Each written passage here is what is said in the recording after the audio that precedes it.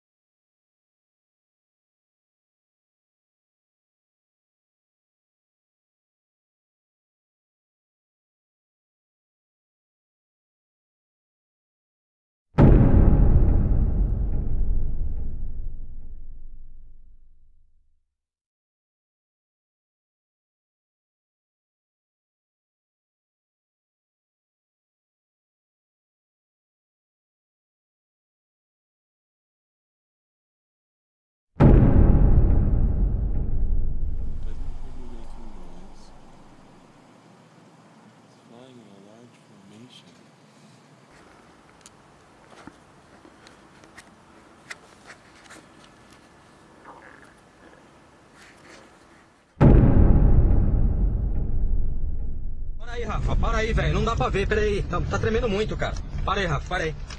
Caralho, velho.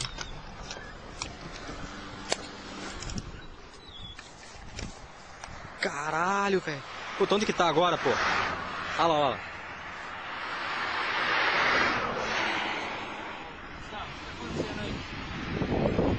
Velho do céu.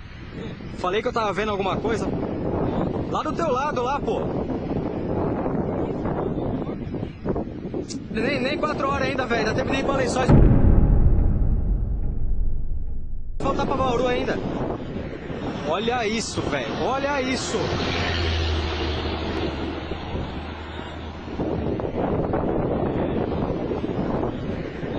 Ó, tua puta, você não tem que ver onde o Zul vai buscar isso aqui, velho. Você não tá vendo nada aí, filho. Você tem que ver aqui na máquina. Ô, Rafa, tá virando, velho. Puta que pariu, velho!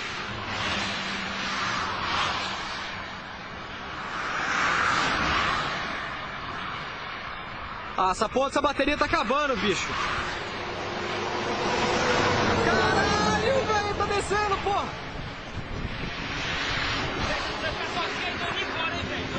Pera aí, para de ser medroso, caramba!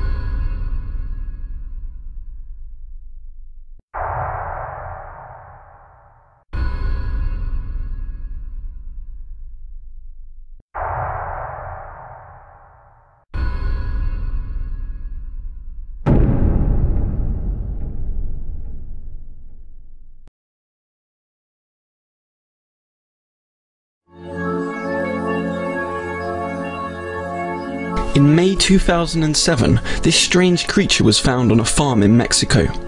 The farmer drowned it out of fear. Since the end of 2008, researchers have been carrying out tests on the corpse, but the mystery is deepening.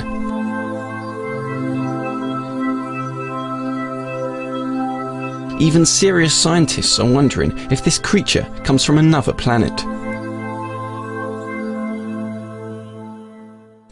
The tests showed that the being is not known to exist on Earth.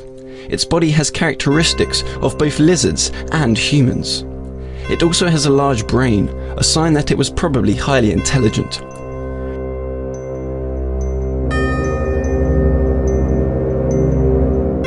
There are frequent UFO sightings and reports of crop circles in the area, leading to the suspicion that the being was left behind by aliens.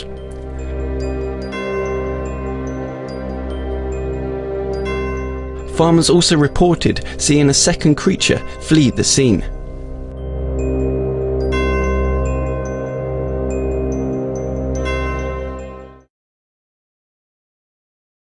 An ancient prophecy in the book of Genesis states that Satan will one day mix his DNA with humanity as a counterfeit of the Messiah.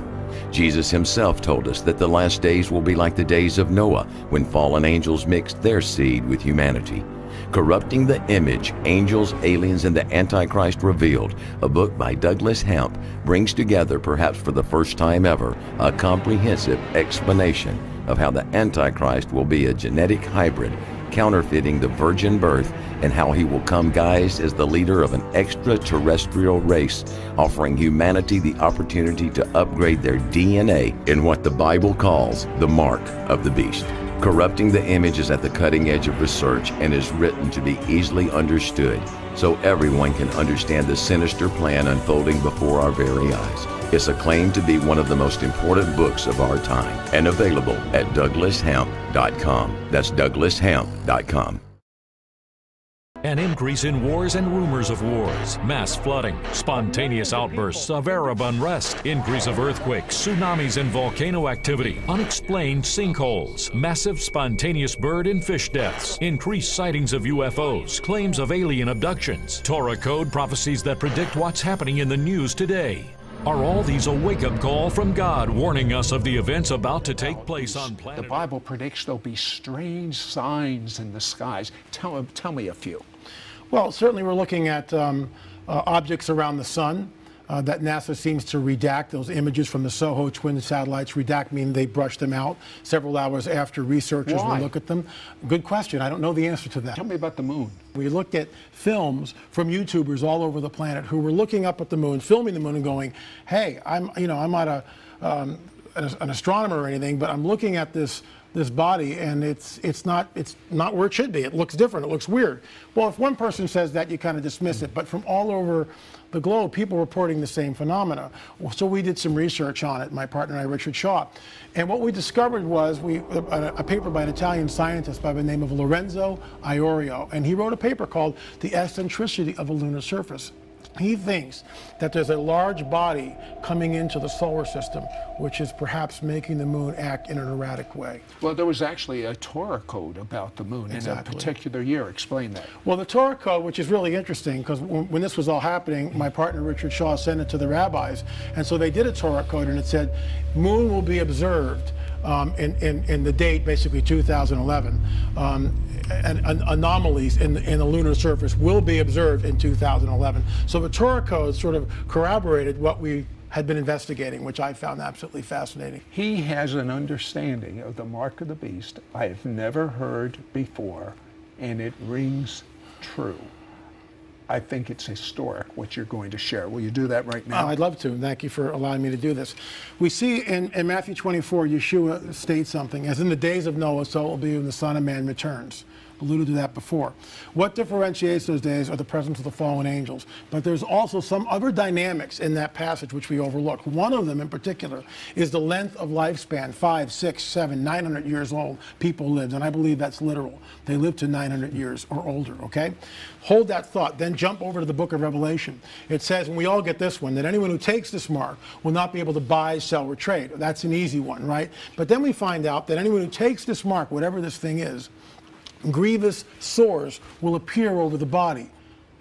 Then we find out in the book of Revelation also, anyone who takes the mark is immediately thrown into the lake of fire. There's no grace, there's no mercy. It's just, you've got the mark, bam, you're in the lake of fire. Not my words, those are the words of Yeshua, and those are in the book of Revelation. A little further on we read something which is not necessarily tied into the mark of the beast, but here's the deal. It says that in those days, the days of the mark, men and women will seek death and not find it. How can that possibly be? I've held the chip from Dr. Lear in my hand. I've asked him point blank, what is this thing doing? It's changing the DNA. This thing, and this is how they're going to do it. This is the chip that This people is the that chip. go into flying Correct, saucers correct. have the surgery. These are the come back. prototypes. By the way, did this doctor find that these people were loonies? No, not at all. All these people that have been abducted, most of them, I would say well over 90%, do not want any notoriety. In fact, they seek anonymity. They're not interested in any type of publicity. They just want the thing out. Why doesn't the U.S. reveal all the information they have on flying saucers? Other nations have done it. Well, the other nations have done it. Greece, the United Kingdom, France, Belgium, Germany, Japan, Mexico, Brazil. They've all released, I should say, what were at one time top secret documents.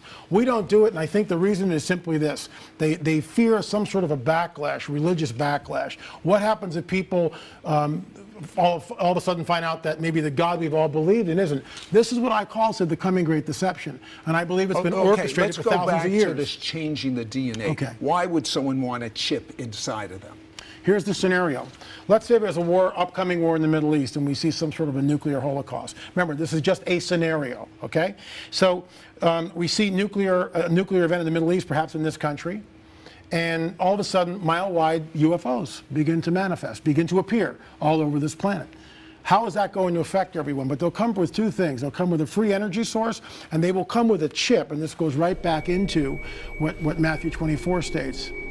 They will come with this implant, which when you take it, will bring you into, as a member of the New World Order, okay? And when they scan this thing, not only will have its medical records, but it will change and correct your DNA. That's what we'll be told. So in other words, you'll live longer, I guess. You'll live to 500 years disease-free. All this.